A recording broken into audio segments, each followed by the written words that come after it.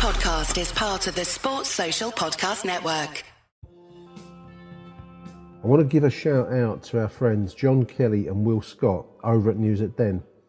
Many of you will know that News at Den is the go-to site for everything Millwall. It's part of the Southwark News, the only newspaper with a dedicated Millwall reporter who follows the Lions all over the country. What you may not know is that Southwark News is an independent small business with no investors, no big media company, nor multi-millionaire owners. It's a rare breed, a local paper for local people. And John and Will get the Millwall stories that no one else can. A lot of their stuff is free to read, but the in-depth pieces are for subscribers only. It's just £3 a month or £30 a year, and we think it's a proper bargain. By paying, you're supporting local journalism done the right way. You can sign up by visiting southwarknews.co.uk and clicking on the News at Den section. southwarknews.co.uk, click on News at Den Plus.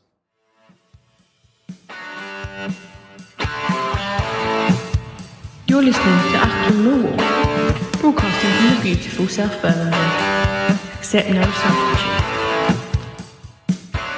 Our second match today gives us a chance to look at Millwall. For so long, right at the bottom of the second division this season, but under manager George Petchey, always threatening to improve that position. Well, yesterday, they were away to Sheffield United, themselves slipping into a relegation position. It was a game that was covered by Yorkshire Television. The commentators Martin Tyler, Millwall in the plain shirts and white shorts. Goal scoring hasn't just been the problem for Millwall this season. Sheffield United have been seeking the right permutation up front. It's really another experiment today. It's Stainrod and Smith. But it's Walker for Millwall. Being allowed to run all the way and making the most of the chance. The goal for Phil Walker. Hello dear listeners, welcome to Achtung Millwall. My name is Nick Hart, and that voice you've just been listening to, for those of us of a certain age, was the familiar Sunday afternoon voice of Brian Moore, introducing footage of today's fixture from the past. And the YouTube footage is available, well worth a look for those who are interested. It's a fixture from 1979. A good away win for the Lions at Sheffield United, who are of course Saturday's opponents. We're away at Sheffield United at Bramall Lane, and I found this fixture from the past in which we actually went to Bramall Lane and won. That's not often we've done that in the past, but this is one that I've picked out, particularly as you can see some tremendous footage. I mean, for anyone under the age of 40, it's an instructive piece of video showing football as it was in the 70s. Now, we tend to romanticise it, those of us of a certain age, including myself, really, looking back to the 1970s. But you look at the state of the pitches, and this was a pre-modern era Bramall Lane, not long since I think it had been a test match cricket venue at one point. And certainly you can still see, images of the past in it, but the state of the pitch is something to behold. I particularly love the piece of crowd noise just after Brian Moore's introduction there, just as the Sheffield crowd were singing how they hate Cockneys, they hate Cockneys. Not an unknown chant back then, dear listeners. Wonderful goal from Phil Walker to open the goal scoring. A beautiful move, beautiful finish by one of our better players of that era, Phil Walker. So this is a fixture from Division 2. It wouldn't have been a great season, to be honest. It was a George Petchey season, and we'll come back to George later in the piece. And I think we actually got relegated this particular season, 78-79. So it wasn't a happy time to be a Millwall fan, but this was a happy result. Team this afternoon: Pat Cuff in goal. We've mentioned Pat Cuff before, and again, for those of us who come from the 70s, memories can be somewhat strange things, because actually Pat Cuff makes a pretty decent save towards the end of the game here. The YouTube footage shows it quite well. Close range shot from Sheffield trying to get back into a game where they're 2 goals behind. Really nice reflexive shot at the near post, save at the near post by Pat Cuff, who, if you'd have asked me at the time, dear listeners, I would have told you was one of the worst goalkeepers I'd ever seen in my little life, aged 18 and a bit at this point. I think there's probably an unfair evaluation. I remember doing a show with Neil Andrews, who took the kind of defence counsel for Pat Cuff role in the conversation and produced figures, to show that he wasn't one of the worst goalkeepers of all time. He did have some howlers, which I think probably left me scarred from that era. But certainly in this game, it wasn't a howler. It was a pretty good performance, and he saved a late consolation goal, but possibly more for Sheffield if they got back into it. So anyway, Pat Cuff in goal, backline Dave Donaldson, John Gregory, substituted by Tony Tagg, who we'll come back to. Dave Gregory, sorry, excuse me, not John Gregory. I think I confused the David Gregory. John Gregory was another person entirely. Tony Tagg, substitute for Dave Gregory. Brian Chambers, midfielder, signed from Luton. Barry Kitch, legend of the club. Mel Blythe, Crystal Palace figure, never really took hold at the Den. Tony Towner, John Seaman, two great players there, Towner and Seaman. John Mitchell, a record goal signing for us, a goal scorer from Fulham. Phil Walker, we've mentioned. Nicky Chatterton, and the substitute, as we've recalled already, is Tony Tagg. This wasn't a happy season. The George Petchey era wasn't a happy time at all, to be honest. I'm just looking at the stats for this 78-79 season, and we would finish in second from bottom. Actually, just one place above us were Sheffield United, the opponents in this TV fixture. Lions would be relegated in 21st position with 32 points. Still 2 points for a win at this time, incidentally, kids. That didn't come until in the 80s, I think, the 3 points for a win system. So at this time, it's still 2 points for a win, which we gained at Bramall Lane. Top scorer for this particular season was John Seaman, scorer of one of the goals in the YouTube footage. Like I say, well worth a look. Two great goals, actually. One from Phil Walker early, and then a second half finisher from John Seaman, a player that I particularly liked. But this was an unhappy time to be a Millwall fan. The famous graffiti of the time captured it very well, written up in Deptford, I think, somewhere. Took hold. I think there was a punk band called Petchey Must Go, and that became very much they became the person to blame for pretty poor period in Millwall history. In all truth, I do have a match report from this particular game: Sheffield United 0, Millwall 2. This is from the Sunday People on the 25th of February 1979. I was 18 at the time, dear listeners. George Petchey, Millwall boss, says, "I think I may have have my problems sorted out now. We are on the way up." Famous last words from George Petchey. "I think I have my problems sorted out now," George said. "We're on the way up." Well, no, we weren't, George. That's more than can be said, says this report, for Sheffield United, threatened with third division football for the first time in their history. Sheffield was so bad that Millwall always were more determined and controlling. They only had to sit back and wait for the mistakes, says the Sunday People. It wasn't long before the first one. Seaman and Towner linked up cleverly to provide an opening for Phil Walker to force the ball in, a shot Conroy should have saved. Blunder number 2 was a slip by Spate. It was a poor defensive error for the second goal, which left John Mitchell free to cross for Seaman to slam home to score. Millwall were forced back for a long periods by the sheer frenzy of Sheffield United's bludgeon, as they put it. But they were seldom in trouble. Tagg in the second half, a substitute for Dave Gregory, fitted snugly into the defensive mould. In the second half, Alex Sabella, fired a yard wide. Cuff saved bravely at Hampson's feet, and Calvert was near with a snapshot. But these were isolated incidents as Millwall's middlemen, Kitchener and Blythe, stifled the flimsy United threat, say the Sunday People. Sunday Express has it as Wiley Walker. Millwall won this match, they say, because of their extra guile, application and determination for converting chances into a goal. That was Sunday Express, 25-79. George Petchey. Funny thing, kids, as you get older, you realise that, at the age of 18, I think everyone looks ancient. I'm sure George Petchey, in this picture I found on Football Retro Plus from 1980, he looks ancient. He looks like an old man. He was actually at the time 49 years old, which is incredible. He's pictured with a signing called Bobby Shinton, not in this game, but it's one from Getty Images, posted on X by Football Retro Plus. And George Petchey, with his comb over hair. He's got a Slazenger jumper on with a shirt and tie combination. Stood outside the famous Welcome to Millwall FC sign.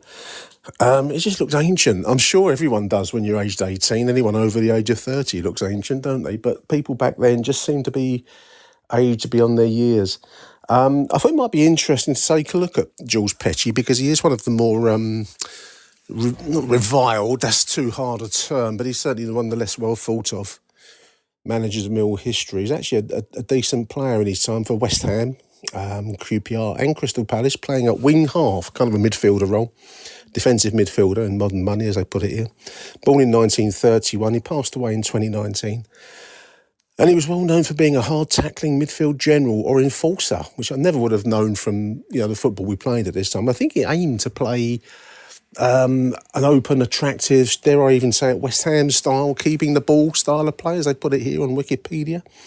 He was seen as one of the leading exponents of that style of play of his generation. Born in Whitechapel. He died aged 88 in 2019. Played for West Ham as a youth, a couple of appearances for West Ham in the 1950s, and then on to QPR, where he had the bulk of his career with Queen's Park Rangers, 1953 to 60, and then Crystal Palace to finish 1960 to 65, 140 appearances. He scored overall 34 goals in his league career. He managed at Orient prior to joining the Lions in 70. Actually had quite a bit of success, comparatively speaking, by Orient standards. I mean, they got promoted into the second division under his management. And, we just never really took hold. He was never loved at the Den, in truth. I don't know if the West Ham connection blighted him or what, really, but it just never took hold. And I think more probably it was just the poor performances that really did for him in the end. Strangely, he's actually quite a well-established coach. I never realised this until I did a bit of research for this little show because, again, once managers moved on, particularly when you're a teenager, you kind of dismiss them and have them pigeonholed as useless. He was a useless manager. When I read about him on Wikipedia, he actually went on to other clubs, bringing, young players through. He scouted for Newcastle in the late 1990s under Ruud Gullit, bringing in players such as Kieran Dyer from Ipswich Town. He also coached under Sir Bobby Robson in the early 2000s before he retired. So I think he wasn't quite the wishy-washy figure that I had him written off as a Millwall manager. He certainly wasn't successful, let's put it that way. But there was probably a lot more to him than I personally gave him credit for at that particular time. I'm just looking at some of the signings we made under George Petchey, incidentally. Like I said in the piece earlier, the Wikipedia piece, he did have a reputation for trying to play some open football, and we did make some fairly substantial signings. John Mitchell signed from Fulham for $100,000. This was a big money signing back in the 70s, listeners. And John Mitchell was a star striker. He never really caught fire at the Den, I think, in truth, but that was one of Petchey's signings. Tony Towner, we've mentioned, Nicky Chatterton, Mel Blythe, and others. John Lyons in 1979, another George Petchey signing. They seem to come in. They're either really good players or they were ones that drifted off and away, such as Peter Allen, March 1978, an ex-Orient compadre of George Petchey. I'm not here to rehabilitate George Petchey. I'm not, just trying to be fair, really, dear listeners. I think probably it just never worked out for him at the Den, and we plunged into Division 3 under him, looking downwards, which led on to the true disasters of our lives, which was Peter Anderson to follow him. But there we are. Picked out a couple of other players, a fairly substantial bit on George Petchey. So I just picked out Tony Tagg. I've got a picture of him here from Neil Fissler's A to Z of Millwall players. Wonderful wedge haircut from Tony Tagg here. He's a big centre half. Played with us 1977 to 82, 144 games, scoring 10 goals. His career took in QPR, Millwall, Wimbledon, and then Carshalton once his career tailed off through injury. Tony was known by Gordon Jago from their days at QPR and was quickly snapped up on a free transfer after his release from Loftus Road. The A to Z book, Neil describes him as a first-class defender in the Barry Kitchener mould. And on Valentine's Day, February the 14th, 1982, against Exeter City, he became the first Millwall centre-half since Billy Bryant in the 1920s to score a hat-trick. I was there that day. It was a very strange game. Millwall 5 goals up at half-time, if I remember rightly. Along with teammate Chris Dibble, he moved to Wimbledon and then helped them claim a Division 4 title in 1983. But injuries forced him to retire soon afterwards, and he became a black cab driver and coached at a school in Esher. Tony Tagg, good player, Tony Tagg. Incidentally, just looking at Tony's picture there, it's wonderful. And the YouTube footage is worth a look for the kit, if nothing else. I'm just looking at Tony's kit here. Wonderful, really deep shade of royal blue with the Buckter logos down the sleeves and the good roaring line on the chest. Wonderful, wonderful kit. If Mill ever want to reproduce something like that, they would have my full endorsement. The other one I picked out, I mentioned earlier on, I miscalled him John Gregory, it's David Gregory, a left back, 55 games for the Lions, 2 goals from 1978 to 81, born in St Pancras in 1960. He came to us via Crystal Palace as a schoolboy, then Millwall, then went on to Gravesend and Northfleet, Woodford Town, Leighton Wingate. A former pupil at Stepney Green School, David represented both East London and Middlesex. Academically, he was very bright with 16 O-levels and 2 A-levels. He joined Crystal Palace on schoolboy forms before joining Millwall in 1978. He came into a struggling side. It was a struggling time generally. None of that was, you can probably apportion blame across the squad and the management there and the admin of the club. We were relegated from Division 2 in his first season. This is 78-79 that we're talking about. And he shared the number 3 shirt with John Moore, who I remember has been a great player. Then Paul Roberts and Paul Robinson in each of the next 2 seasons. Dave Gregory, like I've said on previous shows of this kind, it's actually quite nice to be able to mention players that are obscurities are probably too hard a term, but certainly aren't well known amongst in Millwall history. And this particular fixture gives us a chance to just drop the name of Tony Tagg, who's much more well known, but certainly Dave Gregory. So yeah, Millwall, a 2-0 win at Bramall Lane for the Lions in 1979. Do check out the YouTube footage, dear listeners. It really is instructive on the way that football was played in the 1970s, and you will also see kids a legal back pass to the goalkeeper where you could pick it up, play back. But certainly the pitches were not conducive to the Pep style football. So there we are, dear listeners. I hope you've enjoyed this little look back into the past ahead of Saturday's game versus Sheffield United. Stay tuned. We're going to try and do these regularly across the season. I hope you've enjoyed them. So from me, Nick Hart, is hoping for 3 points on Saturday. From me, Nick Hart, it's Arrivederci Millwall. Bye for now. The only point Millwall have ever got in league visits here came a couple of years ago, and they may have a chance here for Seasman. Yes, after Mitchell had broken, and it looks like 2 points this afternoon.